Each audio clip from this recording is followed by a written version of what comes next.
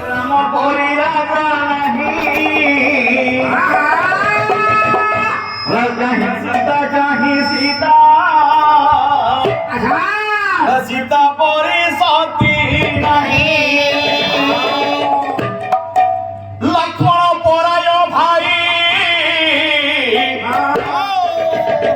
जगते पाइबू नहीं हनुमान परी भक्त कोटिरे गोटिए से राम गाहे राम राम परे राजा नाही काहे सीता सीता परे जाते नहीं कौन पराय भाई जगते पाइबू नाही हनुमान परी भक्त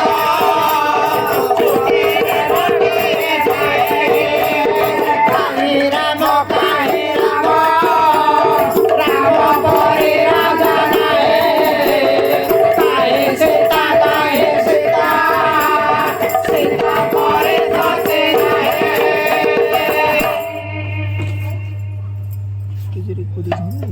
राम कफलिया हासुरे लक्ष्मण कफलिया भाई मिलिबा भाई कष्ट दुई भाई बास करुथिले दी भाई बास करुथिले बड़ भाई ना होउची आनंद এবং সান ভাই না होउची সানব দুই জন যাক রাম লক্ষ্মণ কফলিয়া চলুছিলে কিন্তু দুই ভাইଙ୍କର কর্ম ଥିଲା ভিন্ন দুই ভাইଙ୍କର কর্ম ଥିଲା ভিন্ন জনে ভাই ଗୋଟିଏ ପଟେ ଗଲେ ଆଉ ଜଣେ ଭାଇ ଅନ୍ୟ ପଟେ ଯାଉଛନ୍ତି ଅଗ୍ରଜ ଆନନ୍ଦ ସଦାନନ୍ଦ ହରି ଧାଇ ଅନୁଜ ସାନନ୍ଦ ସଦା ସ୍ୱାର୍ଥ କରମେ ବାଇ ଶ୍ରୀ ରାମ ଜୟ ରାମ ଜୟ ଜୟ ରାମ ଶ୍ରୀ ରାମ ଜୟ ରାମ ଜୟ ଜୟ ରାମ ଅଗ୍ରଜାନନ୍ଦ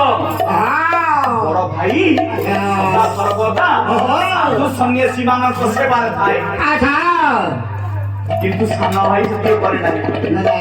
দুঃখীর কীর্তন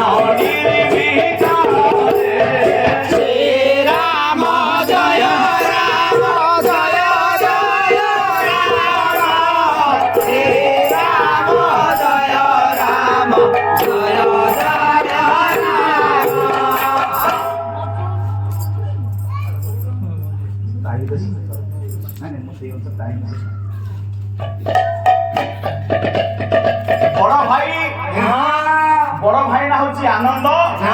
সান ভাই না হচ্ছে সানন্দ বড় ভাই ইয়ে সদা সর্বদা সাধু সন্ন্যাসী বাবাজি ব্রাহ্মণ ମାନଙ୍କୁ ভক্তি କରୁଥାଏ এবং ଯାହାକୁ ଦୁଃଖୀ ରଖି ବ୍ରାହ୍ମଣକୁ ଦେଖିଲେ ନିଜ ଘରକୁ ଡାକି ଆଣେ ବଡ ଭାଇ ଘରକୁ ଡାକି ଆଣି ভোজন দিয়ে দেবো ভোজন খাইয়া কিন্তু সান ভাই সেটিকে করে না সান ভাই বিপরীত কর্ম করে পরর ধনকু লুটি আনিবা হচ্ছে সান ভাইর কর্ম ঘর করিয়া হচ্ছে সান ভাইর কর্ম চম্পট করিবা হচ্ছে সান ভাইর কর্ম ଜଣେ ଭାଇ ସାଧୁ ସନ୍ନ୍ୟାସୀଙ୍କ ସେବାରେ ଜଣେ ଭାଇ ଚୋର ଖଣ୍ଡକ ସେବାରେ ଏଇଭଳି ଭାଇ ଦୁଇ ଜଣ ଯାକ ବାସ କରୁଛନ୍ତି କିନ୍ତୁ ବିକଳ୍ପ ହଉଛି ଗୋଟିଏ ଜିନିଷ ବଡ ଭାଇ ବୃଦ୍ଧା ହେଇଯାଇଛନ୍ତି ତାଙ୍କର ସ୍ତ୍ରୀ ନାହିଁ ପାଞ୍ଚଟା ପିଲା ପାଞ୍ଚଟା ପିଲାଙ୍କୁ ପୋଷିବା ପାଇଁ ବଡ ଭାଇ ନିକଟରେ ଶକ୍ତି ସାହସ ସାମର୍ଥ୍ୟ ନାହିଁ ଦେଖେ ଭାଇ ସବୁବେଳେ ବଡ ଭାଇଙ୍କର ଗୋଟିଏ ଚିନ୍ତା ଥାଏ ସାନ ଭାଇ ରୋଜଗାରରେ ମୋ ପିଲାମାନେ କେମିତି ଚଳିବେ ତଥାପି ବଡ ଭାଇ ବୃନ୍ଦାବନ କରି ପ୍ରତ୍ୟେକ ଦିନ ବ୍ରାହ୍ମଣ ବାପାଜୀ ମାନଙ୍କୁ ଘରକୁ ଡାକି ଭୋଜନ ଦଉଥାଏ ଦିନେ ସାନ ଭାଇ ପଚାରିଦେଲେ କଣ ପଚାରିଲେ ଭାଇ ତୁମେ ତ ରୋଜଗାର କରିପାରୁନ ନା ନା ବଡ ବାବା ରୋଜଗାରରେ ତୁମେ ତୁମେ ଚଳୁଛ ତୁମର ପାଞ୍ଚ ପାଞ୍ଚଟା ପିଲାକୁ ମଧ୍ୟ ଚଳଉଛ ହେଲେ ଭାଇ କଣ ବାପାଜୀ ବ୍ରାହ୍ମଣ ମାନଙ୍କୁ ଘରକୁ ଡାକି କଣ ପାଇଁ ଭୋଜନ ଦଉଛନ୍ତି କରିବେ ବଡ ଭାଇ ଏଇ କଥାକୁ ଶୁଣି କହିଲେ ପାଗଳାଦି ଯେତେବେଳେ ବାପା ମା ଚାଲି ଯାଇଥିଲେ ତୁ ପିଲାଟିଏ ହେଇଥିଲୁ ମୋ ବାପା ମା ଆମକୁ ଛାଡିକି ଚାଲିଗଲେ ସେଇ ଦିନ ଠାରୁ ଆଜି ପର୍ଯ୍ୟନ୍ତ ମୁଁ ତତେ ପଢେଇ ଆସିଛି ଏପର୍ଯ୍ୟନ୍ତ ତୋ ମୁହଁରୁ ଅଦୁକେ ବି କଥା ଶୁଣି ନଥିଲି ଆଜି ଯେତେବେଳେ ତୁ ପଚାରି ଦେଇଛୁ କଣ ପାଇଁ ବାବାଜୀ ବ୍ରାହ୍ମଣ ମାନଙ୍କୁ ଡାକି ଭୋଜନ ଦଉଛି ତୁ ତା ବିଷୟରେ ଜାଣିବାକୁ ଚାହୁଁଛୁ ନା ଶୁଣୁ ଶୁଣୁ ମନୁ ସଂହିତାରେ ଭାଇ କଣ ମନୁ ସଂହିତାରେ ମହର୍ଷି ମନୁ କହିଛନ୍ତି ଗୋଟିଏ ପଦ ଅଧ୍ୟୟନ ମହାଯଜ୍ଞ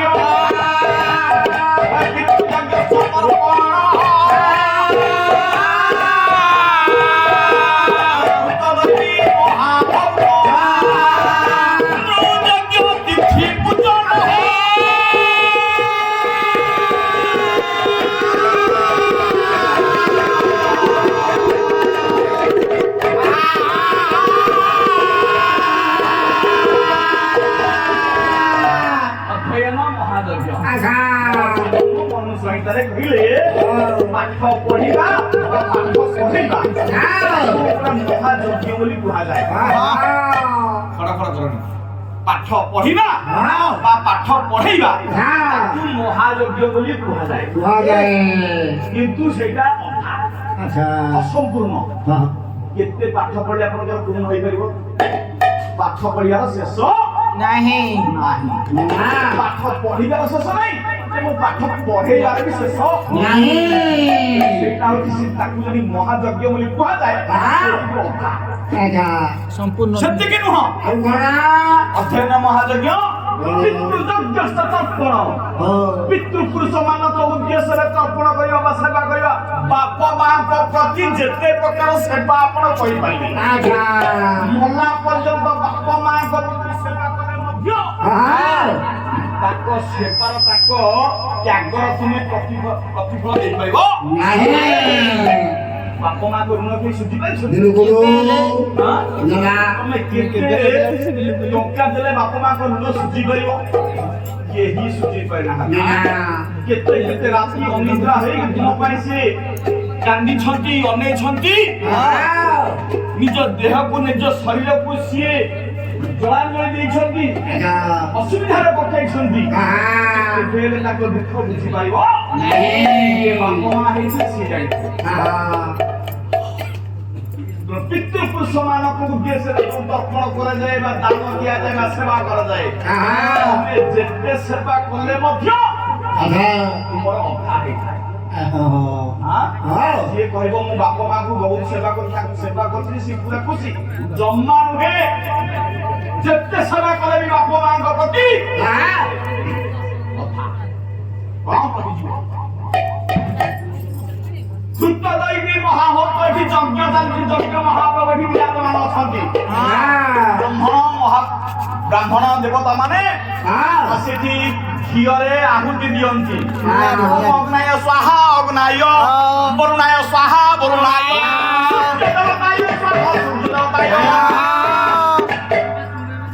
ଘିଅରେ ଅଗ୍ନିରେ ଘିଅ ଢାଳନ୍ତି ସ୍ୱାହା କରନ୍ତି କେତେ ଘିଅ ଆପଣ ଢାଳି ଗଲେ ଅଗ୍ନି ଶାନ୍ତି କରିବେ କେତେ ଘିଅ ଢାଳିଲେ ଅଗ୍ନି ଦେବତାକୁ ଶାନ୍ତି କରିପାରିବେ ଯେତେ ଦଉଥିବ ସେ ସେତେ ଦଉଥିବ ବୁଝିଲେ 10 ଟନ 10,000 ଟନ ଯେତେ ଘିଅ ଢାଳିବେ ଅଗ୍ନି ଦେବତା କେତେବେଳେ ମନା କରିବେନି ଆଉ ତମେ ଘିଅ ଢାଳିବ ଇଏ ବି ଯଜ୍ଞ କୃତ ଦୈବୀ ଯଜ୍ଞ ଇଏ ଦେବତା ଏବଂ ଦେବୀ ମାନଙ୍କର ଯଜ୍ଞ ଏ ଯଜ୍ଞ ପୂର୍ଣ୍ଣତା ନାଇଁ ଏ ଯଜ୍ଞ ବି ପୂର୍ଣ୍ଣତା ନୁହଁ ଆମେ ଘିଅ ଢାଳି ଢାଳିକା ପୂର୍ଣ୍ଣତା କରିପାରିବା ଯେତେ ଦଉଥିଲେ ସେ ସେତେ ନଉଥିଲେ କୃତ ଦେବୀ ମହାଭୂତ ବୃକ୍ଷରୋପଣ କରିବା ବୃକ୍ଷ ପୃଥିବୀ ମଧ୍ୟରେ ଗଛ ଲଗେଇବା କେତେ ଆପଣ ଗଛ ଲଗେଇ ପାରିଲେ ପୃଥିବୀ ମା କହିବା ଆଉ ଲଗାନି ମୁଁ ସହିପାରୁନି ଲଗେଇ ପାରିବେ ମୁଁ ଆଜ୍ଞା କହୁନି ମନୁ ସାଙ୍ଗରେ ମହର୍ଷି ମନୁ କହିଛନ୍ତି ବୃକ୍ଷ ବି ଆପଣ ଲଗେଇକି ଶେଷ କରିପାରିବେ ଶେଷ କରିପାରିବେ ନାହିଁ ଆଉ ଗୋଟେ ରହିଲା ନୃଯଜ୍ଞ ତିଥି ପୂଜନ ଜଣେ ଘରକୁ ଜଣେ ପଣ୍ଡିତ ହଉ ଜଣେ ପିଲାଟି ହଉ ଜଣେ ମହାପୁରୁଷ ହଉ ଜଣେ ବାବାଜୀ ହଉ ଜଣେ ଭଦ୍ର ବ୍ୟକ୍ତି ହୁଅନ୍ତୁ ଜଣେ ଆପଣଙ୍କ ସାଙ୍ଗସାଥି ହଉ ଘରକୁ ଡାକି ଆଣିବେ ଆପଣଙ୍କ ଘରେ ଯାହା ବି ଅଛି ତାକୁ ବସିବାକୁ କହିବେ ଏବଂ ତାକୁ ଖାଇବାକୁ ଦେବେ ଭାତ ଦେବେ ଡାଲି ଦେବେ ମସୁର ଦେବେ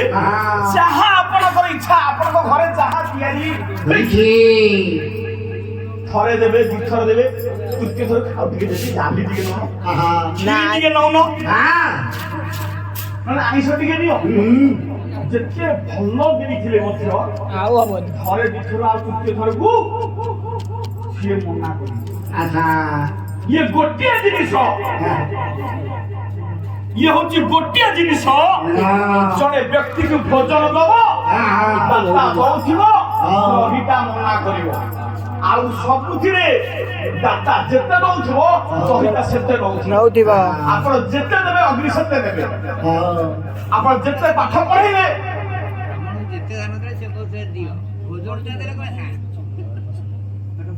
ମହର୍ଷି ମନୁ କହିଲେ ଯଜ୍ଞ ତିଥି ପୂଜନ ଯଦି ଘରେ ଜଣକୁ ଖାଇବାକୁ ଦବ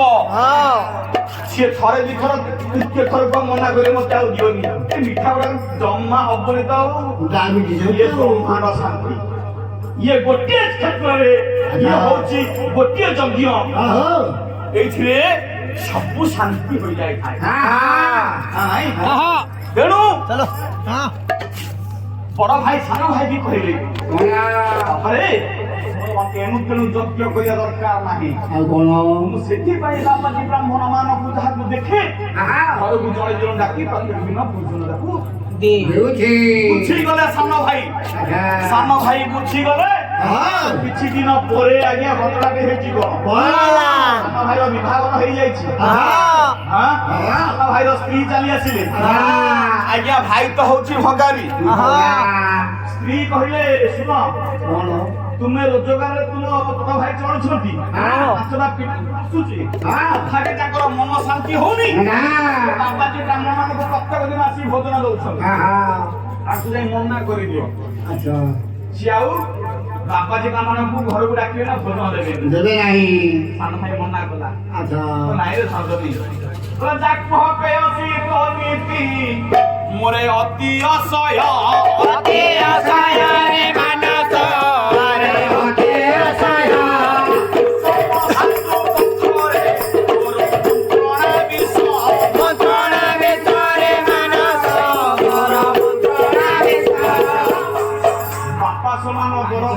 ପାଖରେ ତୁ ଯୋଉ କଥା ଗୁଡା କହୁଛୁ ସେ କଥା ମୁଁ କେବେ ସହିପାରିବି ନାହିଁ ତୁ ଯୋଉ କୁମନ୍ତ୍ରଣ ମତେ ଦଉଛୁ କୁମନ୍ତ୍ରରେ ପଡିପାରିବି ନାହିଁ ପାରିବିନି କହି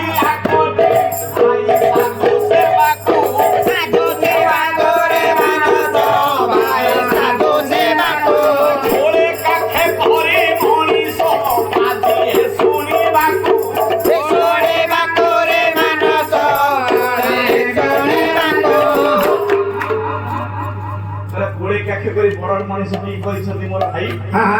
ଏଇ କଥା ମୋ ବଡ଼ ଭାଇକୁ ମୁଁ ମନା କରିପାରିବିନି ତାଙ୍କର ଯାହା ଇଚ୍ଛା ସେ ସେଇଆ କରନ୍ତୁ ସବୁ ଲୋକ ନାଇଁ ସମାନେ ନା କଣ କହିଲ ମୋ କଥା ଶୁଣିବନି ତୁମ ବଡ଼ ଭାଇଙ୍କ କଥା ଶୁଣି କହିବ ତାହେଲେ ତୁମ ବଡ଼ ଭାଇଙ୍କୁ କହିବ ମୋର ଏ ଘରେ ରହିବା ଦରକାର ନାହିଁ ରୋଷ ତମ ତମ ହୋଇ ନାସିକା ଫୁଲାଇ ଭଲାରେ ଭଲା ନାସିକା ଫୁଲାଇ ଆଇରେ ଆପରି